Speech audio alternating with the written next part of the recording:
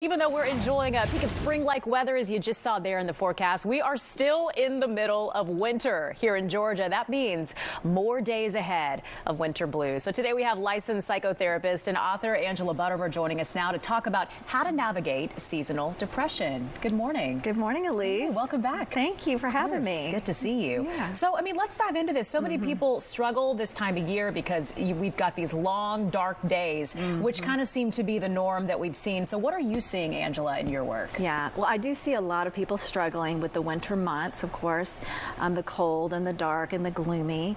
And in fact, millions of Americans are affected by what's called seasonal affective disorder, SAD for short, and they go through all kinds of symptoms like depression to melancholy, feeling brain fog and fatigue, even irritability and agitation. Okay, so you have some tips for us, some practical advice to navigate these tough winter days. Let's dive in. The first thing that you suggest is light therapy. So what is that, and then how can that help? So light therapy is fantastic because it mimics the sun's natural light. So sitting in front of a light therapy box for just a 20-minute segment makes you feel like you've been out in the sunshine for the day. So it releases the serotonin in the body, which is the happiness neurotransmitter. So it goes a long way in combating some of those negative symptoms that people feel during the winter months. Now, can we get the same thing? Say we don't have access to this light therapy box.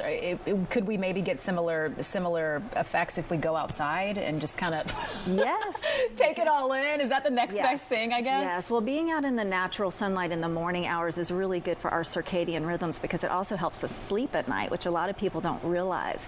But these light therapy boxes are really helpful, even during the spring and summer months if you get a little blue.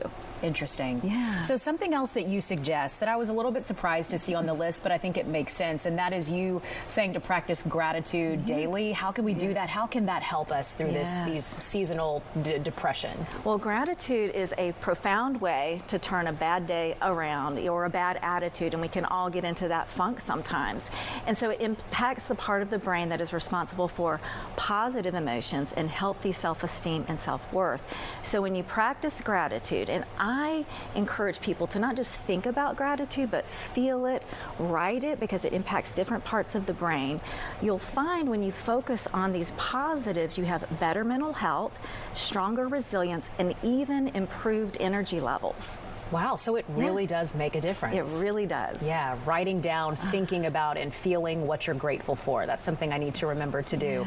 Finally, you say focusing on mindfulness and meditation. How can that help us? Well, the research in the neuroscience tells us that people who practice mindfulness meditation on a regular basis, and consistency is key here, so a little bit each day goes a long way, are better able to regulate their emotions. They also have a reduction in cortisol, which is the stress hormone. So they're better able to manage their anxiety and their stress levels. So you'll find that if you practice this a little bit each day, you're less cranky, moody, and reactive, and you have more calm, confidence, and clarity when you're facing those daily challenges that we all face. So for those that have never done this, I don't know that I've really done this, Angela. How can you even get started on doing something like practicing mindfulness? Yes.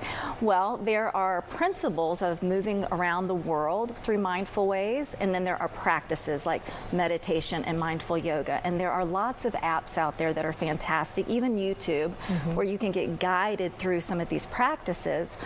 But also just practicing the attitudes, like being really present and grounded in the moment and engaged in what you're doing, is a basic foundational principle in mindfulness. Some wonderful advice for us to help us get through those days. And you mentioned this is useful any time of year. We're not just talking about winter. That's right. Anytime you want a little more pep in your step, these are some great strategies. I think most of us could probably use a little bit of that as well. So we definitely appreciate the help. Angela Buttimer with us today. Thank you so much. Thank you, Elise. We appreciate it. Good to see you. And you can find Angela on her website, buttimerconsulting.com, or you can head to her Instagram. She's always posting really great, helpful tips there. You can find her at Angela Buttimer.